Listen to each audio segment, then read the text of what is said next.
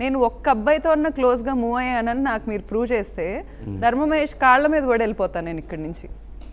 ఇంత లాయల్గా ఉంటే ఈ జనరేషన్లో ఇచ్చే గిఫ్ట్లు ఇవా? నాకు ఎఫైర్స్ ఉన్నాయని అంటగడతాడా? కట్టమని నేను చూస్తా. సరే ఏదో డబ్బు డబ్బు డబ్బు, ఇతనికంటే డబ్బున్న మ్యాచ్లు నాకు చాలా వచ్చాయి.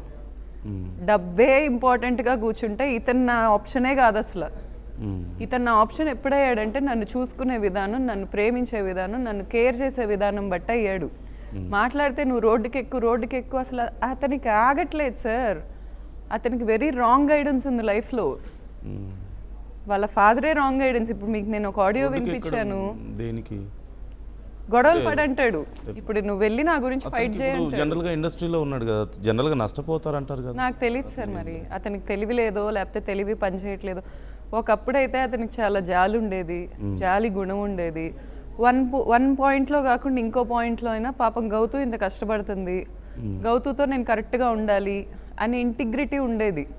మరి 2 ఏళ్ళు నాతో అతను దూరం అయిన టైంలో మరి ఎవరేం చేశారో, ఏమన్నా తీసుకోకూడని తీసుకుంటున్నాడో నాకైతే నేను కళ్ళతో అయితే చూడలేదు.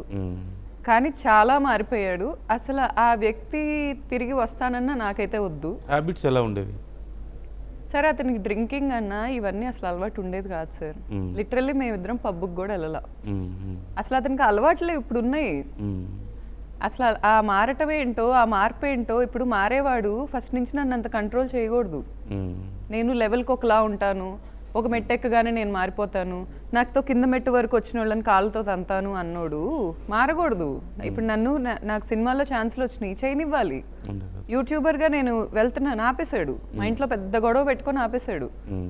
ఆపకూడదు. వెబ్ సిరీస్లో ఛాన్స్లు వచ్చినాయి, చేయనివ్వాలి. నా లైఫ్ కదండి సార్, నా కెరీర్ కదా. నా కెరీర్ తొక్కేసి నన్ను వదిలేస్తే ఏంటది? ఎన్ని విధాలుగా ఎక్స్ప్లాయిట్ చేయటం అది?